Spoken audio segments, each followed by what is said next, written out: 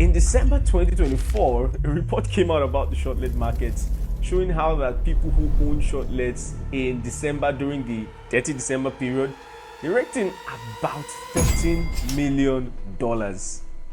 I need to pause and repeat that amount, $30 million. If we're using 1.5 exchange rate, it comes to somewhere around 19.5 billion naira. 19.5 billion naira. But what this sparked was a ripple effect of people wanting to jump into the shortlet business. A lot of people just thought, wow, if I have a house, it means I could have made this amount, I could have made that amount. And I mean, between then and now, we've seen a huge rise in the number of people who have started shortlets, the number of people who have converted their apartments into shortlets, and many people do not know the entire detail about how the shortlet market works. What I'm going to do in this video is I'm going to show you the things that they will not tell you about shortlet market. You only hear how luxurious it is, how profitable it is. And if you stay to the end of this video, I'm going to show you 4 pitfalls that you must avoid if you're going to start the shortlet market, and how to keep your profitability at its peak. All right, so let's go straight into the video. But before we go in, if you haven't already done so, find the subscribe button, subscribe to this channel, and don't forget to leave a comment. I'm sure it'll be valuable for you or somebody in your network. Don't forget to also share the link with your friends, your family members, and your enemies. So let's dive straight in. Like I said, a report came out, and showed how that the shortlet market raked in about $13 million in the December 2024 30 December market. And it sparked a lot of curiosity. It sparked a lot of people wanting to jump into the shortlet market and all of that, right? But not many people are aware that those reports are the revenue numbers. And if you know anything about business, you know very clearly that revenue is not equal to profits. So a company or a business can have a lot of revenue and not have a lot of profits. And what you really get at the end of the day is not the money that comes through you, it's the money that actually stays with you. So for many shortlet owners, what they'll tell you, we made $2 billion, and they're actually raking a lot of money. What they are not really telling you is the real cost of managing a shortlet apartment, right? I want to highlight a couple of those costs so we look through them together, right? For example, one of those costs is the power cost. When you look at power, not many people know that if you are in band A, which most shortlets are in prime areas in the country, the band A power cost is, I think, at least 3 to 4 times the average power cost. So if the average person is paying 1,000, let's say, I'm just using a random figure, 1,000 maybe per kilowatt, I'm going to be paying 4,000 per kilowatt. So the power costs. And we're in a country where the power is not always so stable.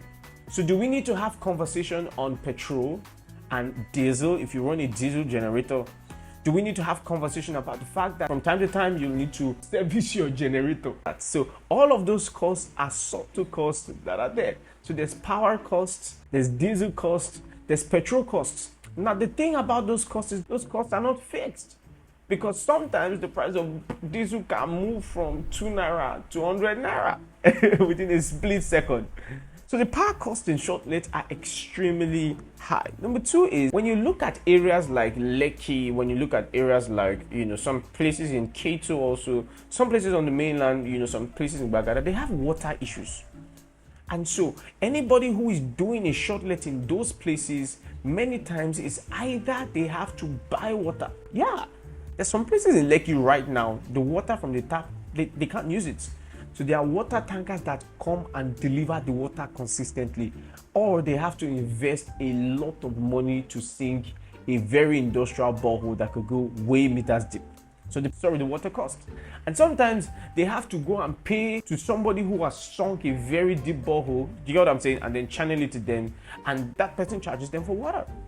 So what are the water costs? These are things they may not tell you. Number 3 is when you look at things like gas.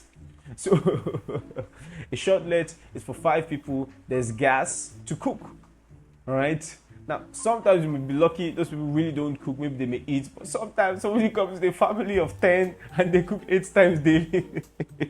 They cook 8 times daily, and now your gas has finished. All right. So now you need to refill all the gas and all of that. Now, if you're not the one managing the shortlet personally, maybe you're out of the country, then you have a caretaker. That's another cost. So the guy who is managing the shortlets. And many times, the person managing the shortlet, sometimes if that person is not even honest enough, that person would actually use your shortlet for himself more than he uses it for you. So the cost of finding a caretaker is there, but then even the cost of finding somebody who is honest. Because the guy tells you people checked in for 20 days, but what he doesn't tell you is that he also used your shortlet for 5 extra days and took all that money to himself and still transferred the cost to you. So the caretaker is one of the costs. What about the cost for repairs? Sometimes people that come to your shortlet, they are not really all right like that upstairs. They're not all right. And then, they break something, there's a door handle that gets broken, there's a glass that gets broken, and all of that. And sometimes they don't intentionally damage things, but, with use, they're just stuff that you have to repair or you have to change entirely. For example, if you have, your white bed sheets that you lay on your bed, after a while, that white bed sheet, no matter how you wash it, it cannot be white like that again. Do you understand what I'm saying? So you're going to have to change stuff like that. When you use the pillows for a while, the pillow will accumulate some sweat, right? And then you probably have to change it. All right. When you use the plates could get faded. And so, there's stuff that has to be changed from time to time. Sometimes you have to change things because things go out of vogue. If you had a shortlet 10 years ago, you probably had a TV that was not a smart TV. But right now, if your shortlet does not have a smart TV, doesn't have Netflix, it's going to be a problem. Speaking of Netflix, we've not had a conversation around subscriptions. So subscriptions. So you're subscribing maybe for Netflix, you're subscribing for DSTV, you're subscribing for internet in the place every single month, whether or not there are people there. So all of these associated costs are present and not a lot of people talk about it. At the time of this video, if my mathematics are correct, the average installation of maybe say Starlink is around 550,000 naira, all right? And the cost per month is anywhere say 50 to 70,000 naira per month. That's a cost you have to factor in. Now, we've not even moved into the cost that it takes from you as an individual. If you choose to manage the shortlet by yourself, do you know the emotional toll that it takes on you? So now they call you that somebody has broken something, or they say, sir, the gen was working in the night and he just stopped by 2 a.m. I've been at the shortlet like that and something happened like that, and 2 a.m. they are calling. Right? So the emotional toll it takes on you. And what about, because when we talk about damages, there's repair. Repair is, you need to work. There are damages, people, sometimes devils in human form. Devils in human form will be the ones to use your shortlet. I remember the story of a shortlet owner. They rented the shortlet for 1.5. Their caution fee was 550K. The damages that they made was valued at, I think, about 5 million. So sometimes, people are partying, they are drunk in a shortlet, and then they just break the chandelier, they break the TV. And if you are not crazier than them, you may not be able to fight them to the point where you get that money back. So that's the conversation you want to be having with yourself. Now, while all of these are even just the cost of shortlets, this is what we call the risks of shortlets that people don't talk about. Do you know that if somebody uses your shortlets, to smuggle drugs for drug trafficking, NDLEA tracks them to that place, are you aware you're going to lose your shortlets? They could seal it up for a while. That's if not forever. All right? So that's another conversation. If they kill somebody in your shortlet, you think you're going to go free? You'll be somewhere in UK or somewhere in Ikoyi enjoying your life, and then they're going to call you to report to the station. So the shortlet is extremely risky, which is why, if you notice, any shortlet in Nigeria that is doing something worth the while, they'll need you to provide a means of identification. But I'm just saying, the emotional trauma to wake up and begin to show up in the police station, maybe they're asking you to deliver footages, and then it's the point that your CCTV did not work, and then they think you're in partnership with them, and then a lot of things just happen here and there. So while shortlet is an extremely great business model, if not managed well, if not organized well, it can be a very chaotic, and sometimes it can lead to non-profits. So I want to show you 4 things that you should pay attention to, 4 common pitfalls that people pay attention to when they're setting up their shortlet business. Number 1, majority of the cost of shortlet usually is in power-related costs. Power-related costs. So like I said, maybe it's your diesel generator, your petrol generator. And there's something that many people don't realize. If you are getting a house, and let me pause this video properly. Please pay attention, I beg you. If you're getting a shortlet and you're getting a shortlet in a serviced estate or a serviced compound, it may be a bad idea. Just may be a bad idea.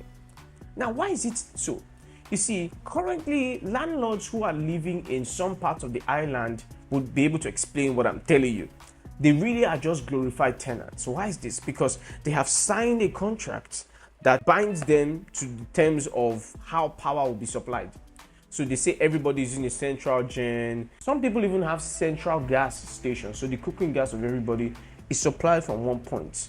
And all of that. The bad thing is, when you have a contract like that, many times the service charge will increase per year. I know people who are paying service charge as high as 5 million per year in your own house. What's the difference between you and a tenant? So when you now take that increasing cost and then put it on a shortlet, because for many real estate companies that are developers, what they do is that service charge, the amount they charge for the facility management is also a separate source of income. So while your power is 2 naira and all of that, they then charge a fee. They mark it up by a fee so that they too can make some money. All right. So what would happen is, imagine putting your shortlet inside a place where the fees are astronomical, the fees are growing, and you don't have any control over them. So what will happen is your shortlet will just be there, and then the fees will just be rising, eating up the revenue from your shortlet. So if you can, one of the things you may want to do for someone who wants to start a shortlet, you want to get to a place where it's not managed, if possible self-service. Then you can have somebody manage it for you. It's always cheaper to self-service your shortlets many times. Number 2, you want to pay attention to the location. You see, I wanted to realize that any shortlet that can only provide you with good occupancy rates during festive period is a bad shortlet. Say that again. If your shortlets can only provide a good occupancy rate during festive periods, then it's a bad shortlet. Because many people, their shortlets are only really booked during festive season. Say Easter, say it's New Year, say it's Ramadan, say it's, Christmas. But the real thing is, if you want to get a shortlet, you want to get a shortlet in a location, I try to say that has at least 50 to 60 occupancy rate every month. If there are 30 days in a year, on an average, your shortlet should be able to be filled 15 days. You want to try and get, shortlets with a good occupancy rate, because many people don't realize that if you only get shortlets that are filled during peak period, the real thing is the costs of the shortlet is there. You're going to still pay the admin if the guy is working every month. You're still going to pay some general costs. So some costs are fixed and they will not go even if nobody is there.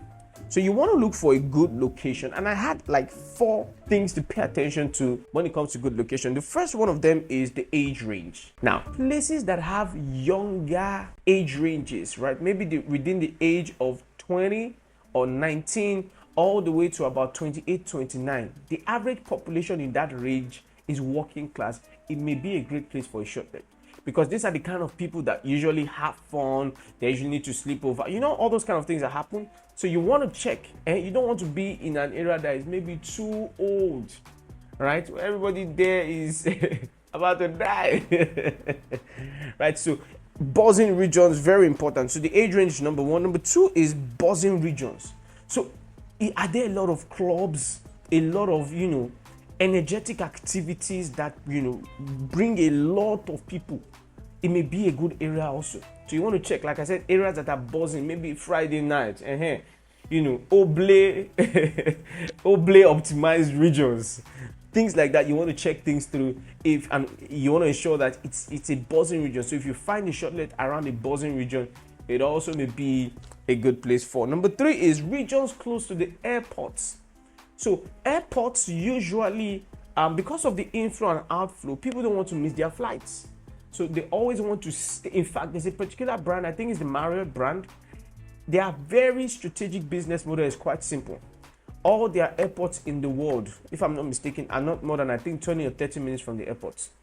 So if there's no airport around it, they're not going to build a hotel there. If you check the Marriott here in GRA, extremely close to the airport in Lagos. Check the Marriott in Doha, close to the airport right there in Qatar. So that's the business model they have. So you could copy it. Can I ensure that all my shortlets are not more than 15 minutes from the airport? It could be a very strategic way to ensure that you always have demand. And the next one is recreational facilities. So is there a water park? Is there an amusement park? Is there a beach around? Do you understand what I'm saying? Because what would happen is as people visit those recreational places, they need places to stay.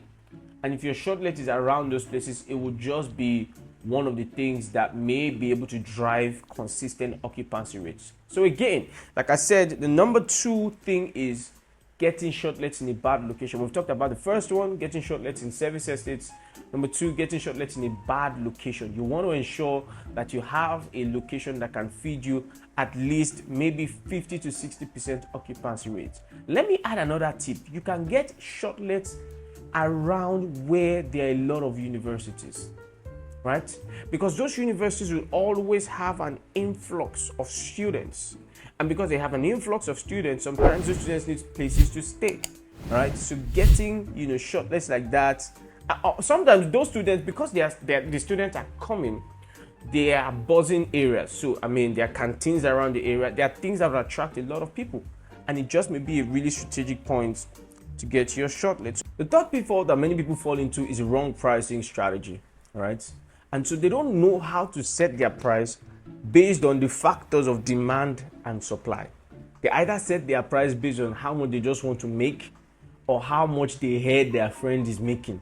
So they say, Lagbaja is charging 500k in Ikoyi. Why can't I charge 500k in Yaba? Or they say they're charging in dollars in Ikoyi. Why can't I charge in dollars here in Yaba? And the problem is when your pricing is not correct, people won't use your shortlets. Your occupancy rate would be affected.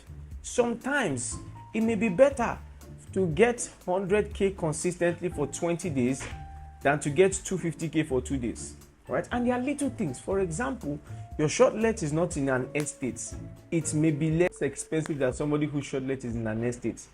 Somebody's shortlet is closer to the main road, may be more expensive than you whose shortlet is farther from the main road, right? So you need to ensure that your pricing strategy is optimal. And the last thing is people who try to self-manage their shortlets without experience.